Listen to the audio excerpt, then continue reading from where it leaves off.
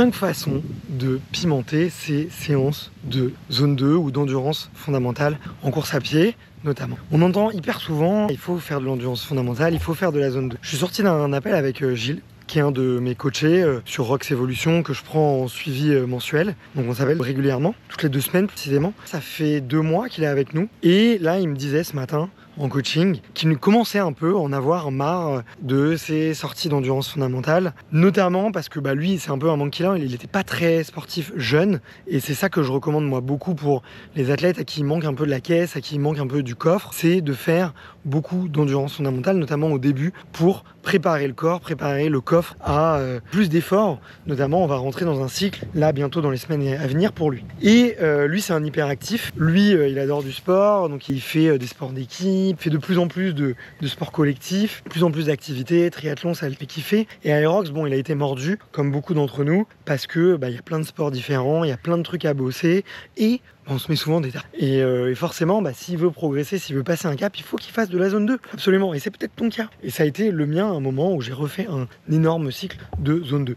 Et en fait, il me disait, je me fais chier, je me mets pas une tartine, voilà, je fais toujours un peu le même circuit. Il habite en ville, donc il a essayé de changer un peu, il s'écoute des podcasts, mais il me dit 3 fois par semaine, sans intensité et tout, je commence à m'emmerder. Comment est-ce que je peux faire pour remettre du piment? Comment est-ce que je peux travailler des choses et mettre des intentions dans mes séances d'endurance fondamentale? J'ai trouvé 5 manières qui vont être intéressantes et je vais un peu progressivement dans celles que vous pourriez mettre tout de suite en place. La première, celle que je recommande le plus, c'est un vrai petit challenge, c'est tout simplement la respiration nasale. C'est de s'entraîner à faire ses premières sorties en respiration uniquement par le nez. Vous pouvez vous scotcher la bouche si vous le voulez, c'est pas du tout une obligation, mais en tout cas, vous pouvez vous entraîner à faire ça. La respiration nasale, c'est vraiment la maîtrise de la respiration absolue. C'est comme ça qu'on respire le mieux. Notre nez est là, au milieu de notre figure, pour qu'on respire avec lui et pas par la bouche. Et le plus on habitue à respirer par le nez, le plus on pourra tenir une respiration nasale longtemps sous effort, ce qui sera pertinent. Si jamais vous voulez aller voir tous les bienfaits, tous les bénéfices tout simplement de la respiration nasale, je vous recommande le livre Respirer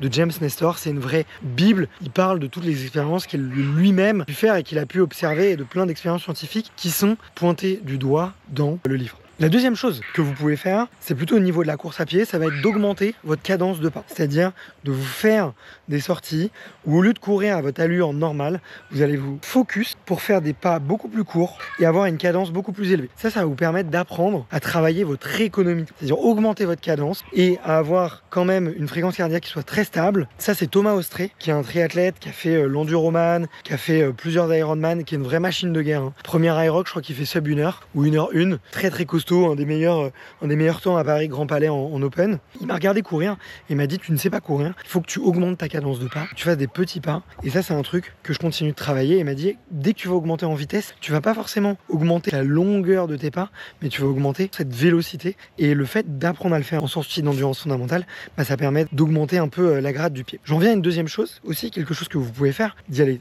très progressivement, et je vous l'avoue, moi je l'ai pas beaucoup travaillé encore, c'est de travailler un petit peu tout ce qui va être pointe de pied, c'est-à-dire vous faire 500 mètres, 400 mètres, puis augmenter progressivement les distances sur la pointe des pieds, ou en tout cas beaucoup plus sur l'avant du pied. Je serais curieux d'avoir l'avis de quelques coachs en athlétisme, mais en tout cas c'est quelque chose que j'ai lu plusieurs fois dans des bouquins, notamment 80-20 running ou la science de l'endurance, que apprendre à travailler un petit peu sa course sur l'avant du pied, c'est quelque chose de très pertinent et que ça vaut le coup du coup de le faire durant ces séances d'endurance fondamentale. Quelque chose que j'ai beaucoup plus testé pour augmenter la qualité de ma foulée aussi, en plus de la cadence, c'est d'intégrer dans mes séances d'endurance fondamentale des petites séances, pas de sprint, mais de montée progressive en vitesse. Où je vais me prendre 100 mètres et je vais démarrer et je vais faire vraiment une rampe montante, un ramp up, où je vais accélérer très progressivement pour à la fin, on va dire, être à 95% de ma vitesse maximale sur quelques secondes. Vraiment sur quelques secondes.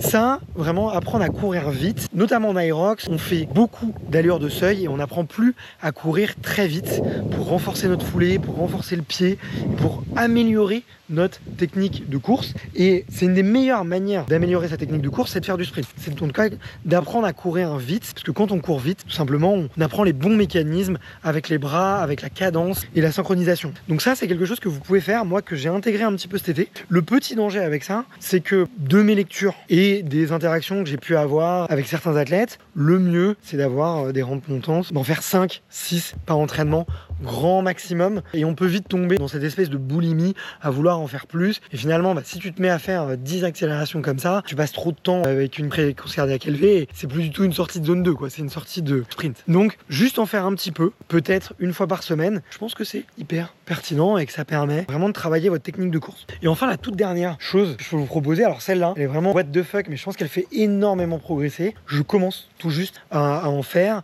et j'y crois de plus en plus. C'est la recette Emil Zatopek, quand même le plus grand coureur de l'histoire. C'est quand même un type qui s'est pointé, je crois, au JO. Il a gagné le 5000. Il a gagné le 10 000. On lui a dit, mec, est-ce que ça te dirait de courir le marathon? Il avait jamais fait une course officielle au marathon. En 62, le mec court le marathon et le gagne. Donc ça, c'est assez ouf. Je crois qu'il a battu 13 ou 16 records de son vivant et dont certains qui ont été invaincus pendant des années et des années. Donc le plus grand coureur de tous les temps. Et en fait, il avait une particularité, c'est qu'il faisait de l'apnée durant ses séances de zone 2. Il était un peu comme moi sur une allée avec des arbres comme ça et il passait dedans et il se disait, bah voilà, cette fois-ci, en apnée, je vais essayer de tenir un arbre de plus à chaque fois. J'ai commencé à le faire. J'en ai parlé d'ailleurs dans une de mes newsletters. C'est hyper surprenant. Il se passe pas mal de choses. Sachez que ça peut être dangereux. C'est pas anodin, genre d'entraînement, notamment si vous allez plus loin, si vous arrivez à dompter, vous savez, le réflexe respiratoire, c'est-à-dire les spasmes un peu qu'on commence à faire. Une fois que vous commencez à les dompter, bah vous pouvez risquer une syncope, un malaise vagal et boum, vous tombez. C'est pas sans danger.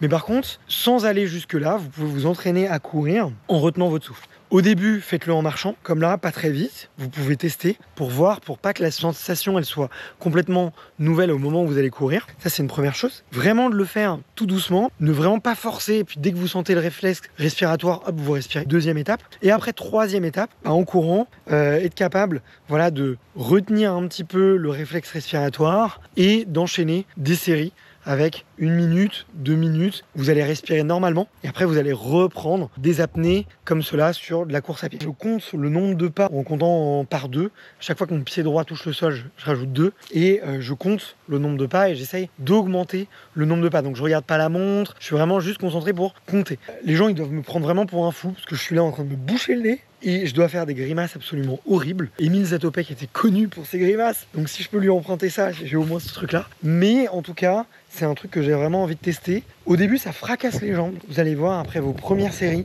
quand vous allez commencer à courir, votre fréquence cardiaque, elle va chuter. Vous allez perdre 10 points en l'espace de 30 secondes. Et au moment où vous allez re-respirer, vous allez vraiment vous sentir très étrange et vraiment les jambes sciées en deux. Donc c'est très très particulier comme sensation. Mais c'est intéressant. Je sens que ça travaille. Je n'ai pas encore de retour à vous dire là-dessus. Mais les études scientifiques montrent de plus en plus que l'apnée, le travail d'économie de course et d'utilisation du CO2, non pas de l'oxygène, on bassine avec l'oxygène, mais là on parle vraiment du CO2, et ben c'est hyper efficace. Et d'ailleurs tout l'enjeu, selon James Nestor, c'est beaucoup plus autour de comment est-ce qu'on gère le CO2, beaucoup plus que comment est-ce qu'on gère l'oxygène, et beaucoup de techniques pour améliorer sa respiration, pour lutter contre l'asthme, pour augmenter sa VO2 max, sont beaucoup plus autour de justement l'économie de la respiration, respirer moins, plus lentement, plus longtemps, plutôt que de faire de l'hyperventilation qui vont stresser l'organisme. Voilà, je vous ai partagé les 5 méthodes. Donc il y avait faire un peu de sprint, respiration nasale, courir sur l'avant du pied, faire de l'apnée